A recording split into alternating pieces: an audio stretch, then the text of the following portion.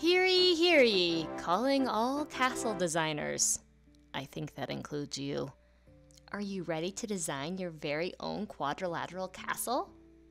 Keep watching for some helpful design tips. Hey, we're inside Google Draw, which is a great place to design a quadrilateral castle.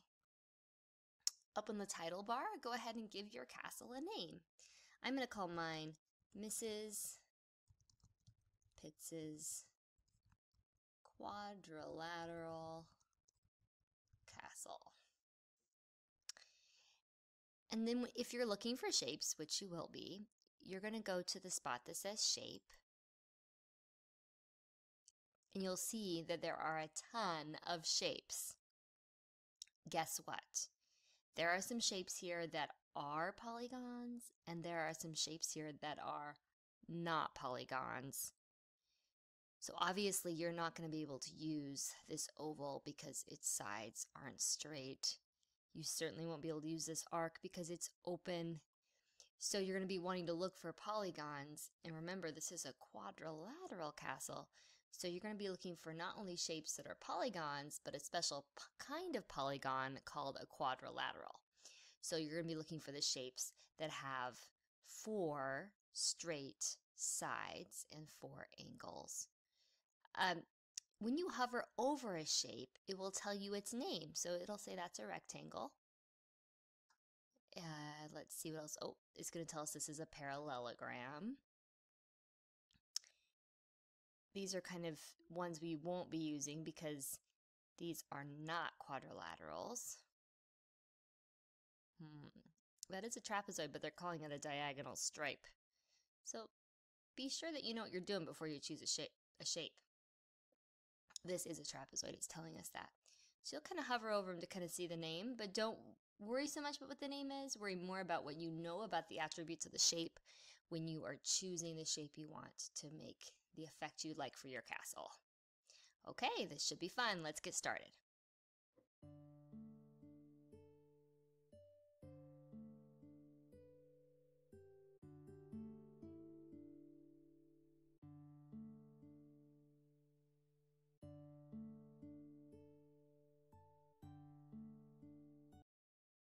Let's make some rectangles and make that special kind of rectangle that's called a square.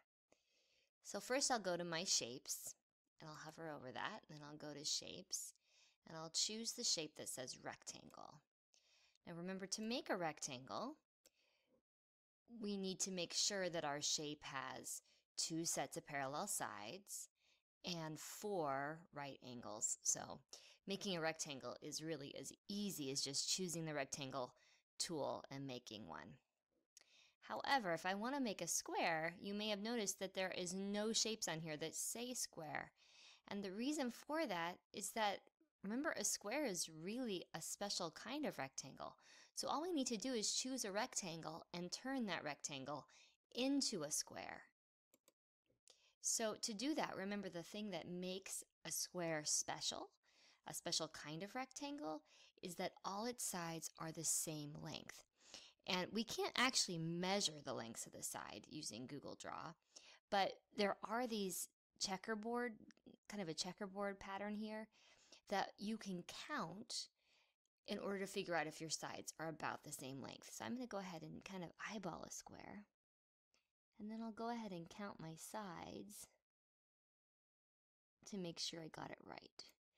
So 1, 2, 3, 4, 5.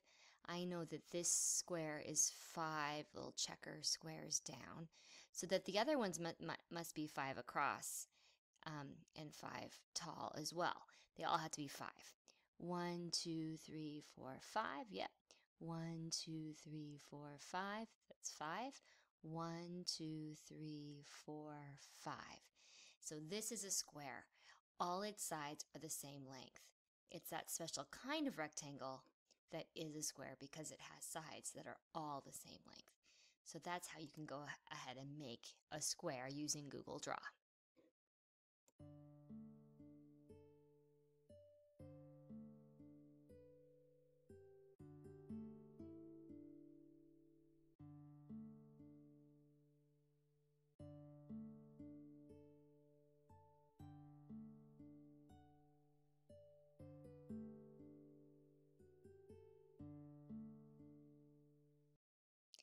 Now let's make parallelograms. And what I mean by that is a parallelogram and that special kind of parallelogram called a rhombus.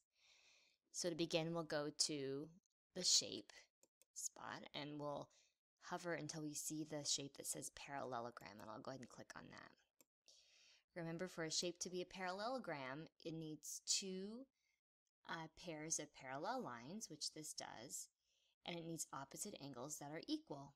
That's all it needs to be a parallelogram. So really, remember, this rectangle actually is a parallelogram. It's just a special kind of parallelogram that has right angles. Now we'll talk for a second about how to make a rhombus. There's two ways we can go about doing this.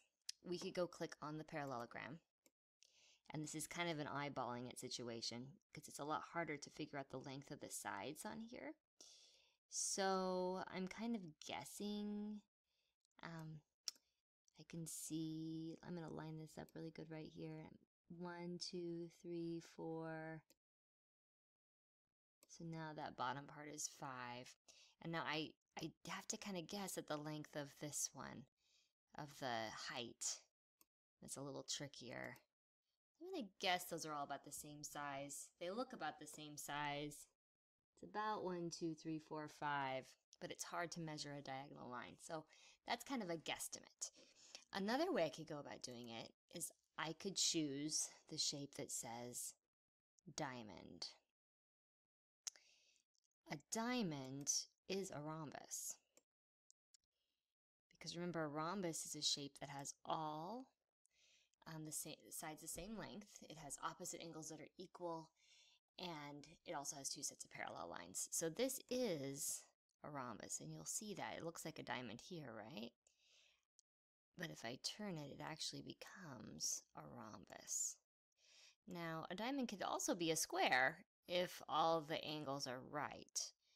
But I can make that diamond, if I kind of pull it out a little bit and sort of rotate it, I can turn it into a rhombus. And I know that all those sides are going to be the same length. So two ways you can take a parallelogram and try to kind of guesstimate at making all the sides the same length, or you can choose the diamond, and you'll have a rhombus right away if you do that.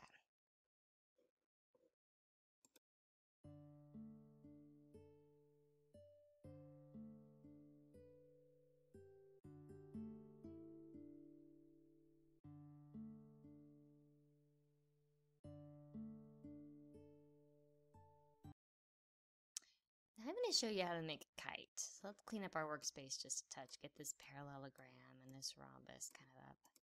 Get rid of that rhombus. We'll make a kite in this area.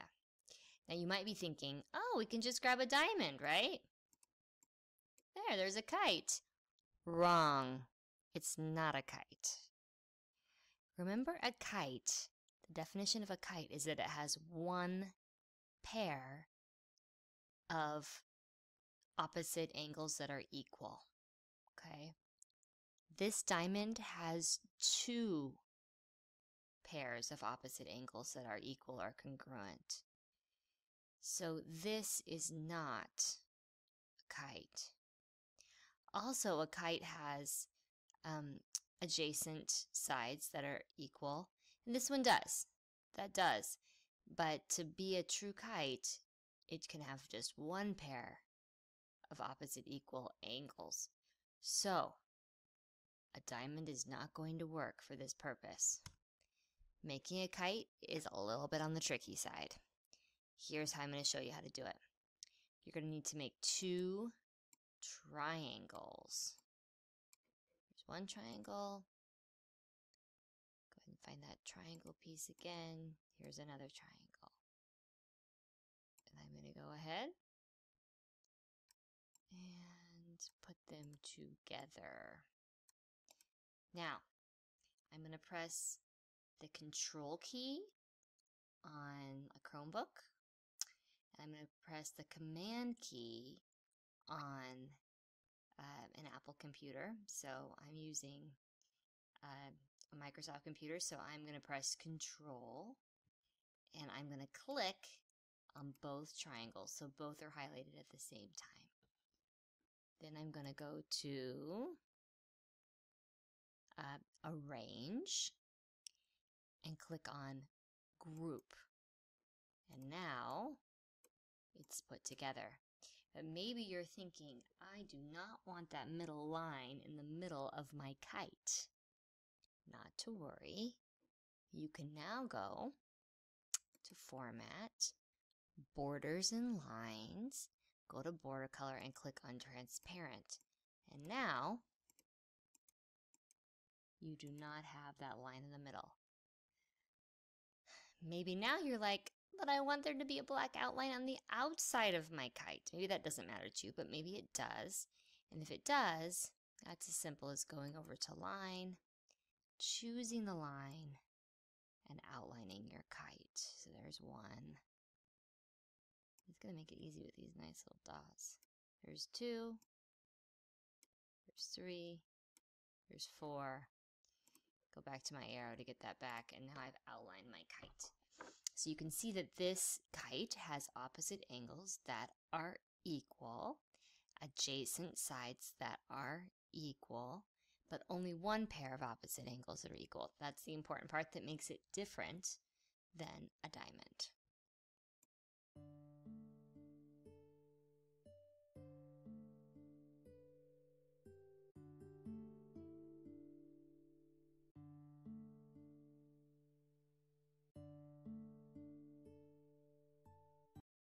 Now it's time to make a trapezoid. This one's pretty easy.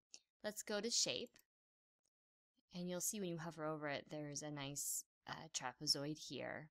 This diagonal stripe is actually a trapezoid, because remember, a trapezoid just needs to have one pair of parallel sides, so that one works too. And there's even one down here that is a trapezoid, and this one's nice. It has one pair of parallel sides, but it actually has 2 right angles, so a little different than the other 2. All of them are great choices. I'm going to go ahead and choose them all so we can just get a good look at all of them. Here's the other one. 1, 2, 3, 4 sides, but kind of a little different. And let's try this one down here and see what happens. Just a little different as well. So any of those shapes would work great for making our trapezoid.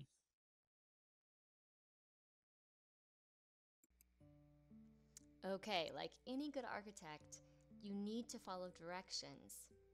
First, read the directions thoroughly on your work along. When you're ready to start designing, make a key for your design. That means you're going to choose a color for each shape, and then in your design, you'll make those shapes that color. Don't forget to check off each shape when you put them in your design. Hey guys, so you're going to make a key, and that key is going to tell the people that are looking at your blueprints what shape they're looking at. So maybe in your key it says that your parallelograms are going to be yellow. If that's the case, you can click on the parallelogram or the shape that you want to make yellow, and then you can go to this paint box that says fill color. You'll click on that and you can choose yellow, and now you have a yellow parallelogram. Maybe you're not happy with this border. If that's the case, click on the shape again.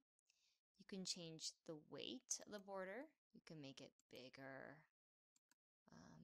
or really tiny. Maybe you don't want a border at all. If that's the case, go to Format, Borders and Lines, Border Color, and then choose Transparent. Maybe you'd like to try something a little different than just a flat solid color. If that's the case, you can go to Gradient and choose a yellow that's kind of more dark with some light. It kind of gives it a little bit of a 3D effect, which is kind of neat. And maybe you're also wondering, but wait, you just made that parallelogram yellow because it is indeed a parallelogram, but isn't a rhombus a parallelogram too? And isn't a square also a parallelogram? And what about a rectangle? I thought that was a parallelogram also. When you make your key, what you're saying is that you're going to turn a shape that color if that's all that shape can be. It's true that a square is also a parallelogram, but it's also a square. So if the shape can be more, then you're going to color it according to that color. So this can be more, it is a special kind of parallelogram that is a square, meaning it has sides that are all the same length and angles that are all right. So in that case, maybe in your key you said squares are going to be, well, maybe you said they were going to be green. So even though it's a parallelogram too, because it's that special kind of parallelogram called a square, you're going to make it a different color. Okay, have some fun. I can't wait to see your blueprints.